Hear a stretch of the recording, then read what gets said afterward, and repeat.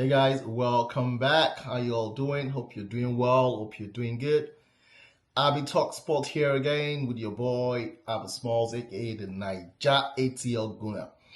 Welcome to the channel Abby Talk Sport, and thanks for always joining me on this channel to review the games to come, and have a quick glance at the games that have been played in the EPL Champions League most of the time, and mainly Arsenal games because I'm an Arsenal fan, right? Come on, you Gunners.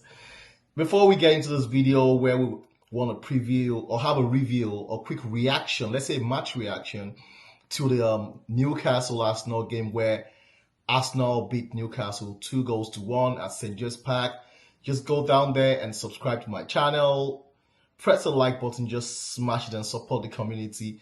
Give me your comments on what you think about the game as we'll dive into the live reaction now. Let's start. So it was Arsenal. Let's say Newcastle versus Arsenal, St. James Park, a very bad ground for Arsenal, right? Struggle to win all the time, get bullied there.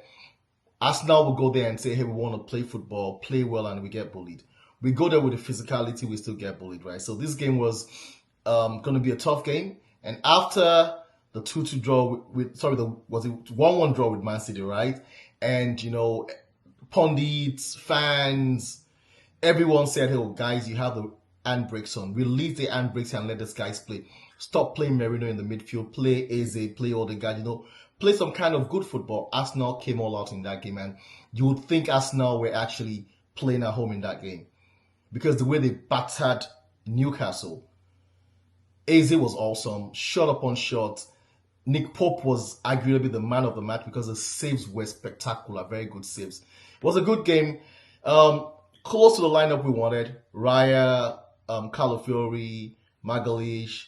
We thought it was going to be Saliba because it was fit, but Mosquera started. Then Timber, ever reliable. Zubimendi, Declan Rice, double pivot. Then you had Eze as a number 10. On the left this time was Trossard. On the right was Bukayo Saka coming back from his injury and starting this game in the Premier League. And up front was Gyökeres, but it was a good game. It was arguably Gyökeres' best game for Arsenal so far, against a very difficult and physical opponent, right? Because he actually played very well. He held the ball well. He ran the channels. He had chances to score as well. But it was a good game. But I think the most controversial thing in that game came when we had the penalty. True on goal, Gyökeres, Pope brings him down, and everyone thought it was going to be a red card. I mean, if you look at the Sanchez game on Mbeumo, that's a Chelsea United, the same thing happened, and it was straight red penalty, right? But this time around, VAR went through VAR and VAR said, hey, Pope had a touch. The truth is this. When it comes to penalty, you can have a touch of the ball, but taking out the player makes the penalty. This time around, they said, hey, it was a touch first, it wasn't a penalty. And that was just too hard on Arsenal because, we've had these issues of referees blowing against us and stuff like that, right? So, it came up, no penalty. Then there was a blow, right? Walter Merry had that good headed goal. I thought we would have defended it better. I thought Gabriel Magalhaes was a bit lazy. He didn't jump. He felt a touch at his back and he went down, which is unusual of Magalhaes, right? So I would say, it was a soft touch. It was still a foul, but it wasn't enough to let him just go down that way. And he could have had a red card as well because he was angry, right? But then Arsenal kept trying. And second half, we had the introduction of Odegaard came in. Who else came in again? Martinelli came in as well. And it was just so tough. It looked like one of those days that nothing was going to happen. If this was last season, it's a 1-0. There's no way we're going to come back from that game. But that's the strength in depth, right? If you can look at your bench and bring in Merino, bring in Martinelli. Iwanere was not even in the squad. Madueke is out injured. Havertz is injured. Jesus is injured. If you can bring that kind of quality into that game, that's awesome. Arsenal have done very well in the transfer market, right? And in the 84th minute, was a short cross, corner kick. I was thinking, why is this short cross? I was tired of it, right? Then they went to Eze to Odegaard to Declan Rice, had a very good whip on that ball. Merino, glancing header, 1-1. And we thought it was just the end. Okay, 1-1, we'll take a draw.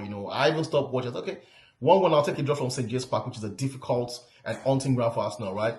Then in the 90+6, Odegaard had that beautiful pass to Lewis Kelly. I thought he could have passed that ball one time with his left foot. We had like three players waiting to tap that ball in.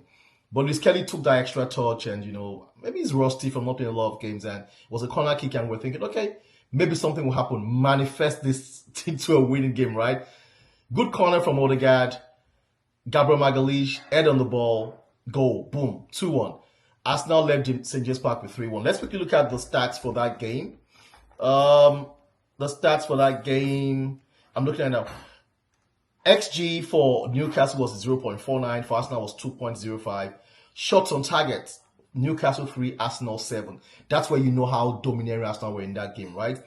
We don't normally create so much chances. And this is not from headers, this is from open play. Shots off target, 1 for Newcastle, 7 for Arsenal. That's awesome. Blocked shots, 4 for Newcastle, 6 for Arsenal. Possession, 37% to Newcastle, 63 to Arsenal. Corner kick, 7-12. Offsides, 1-0. We had no offsides. That's awesome. Gyökeres. Fouls, 8-9. What else was important? Yellow card, Newcastle had 2. We had 1. Goalkeeper saves, Newcastle had 5. We had 2. Yep, and that was the game, 2-1. Arsenal now 2 points behind Liverpool, who lost earlier on, and it's looking like a good title challenge now this season. Let's quickly look at the match day 6 other games that went on over the weekend. It started with Brentford United 3-1. Who would believe that? Thiago scored in the 8th and the 20th minute, then Sesko scored his first Premier League goal in the 26th minute, and Jensen scored 90 plus 5 minutes. There was a penalty to United, rightly so. Fernandes lost a penalty. That's 2 penalty lost in 6 games now. United are in trouble. And I think Amorim might lose his job. Then Chelsea-Brighton, you would think Chelsea have taken everything from Brighton. Their players, they took their manager one time. They've done everything. But then they lost 1-3. Fernandes scored in the 24th minute, that headed goal. Chalobah got a red card, 53rd minute. That's Chelsea having a red card back-to-back. Welbeck scored in the 7th minutes. De Gea scored in 90 plus 2, and Welbeck rounded it up while Chelsea was trying to chase an equalizer in 90 plus 10. So Chelsea lost the game. Leeds Bournemouth 2-2. Man City Burnley 5-1. There was a scare. Burnley scored back at 1-1-1. But Man City went on to demolish Burnley. Rightly so. Nottingham Forest, Sunderland 0-1. Sunderland winning on the road. Big Ange yet to win a Premier League game. Sunderland are like in the top 4 now, I think. Spurs Wolves 1-1. Wolves were going to get away with that game, but Spurs had other chances and had other ideas and scored in almost the last minute of the game. Newcastle Arsenal, like we said, 1-2. Walter Mede, Merino, and Gabriel Magalhaes. Aston Villa, Fulham.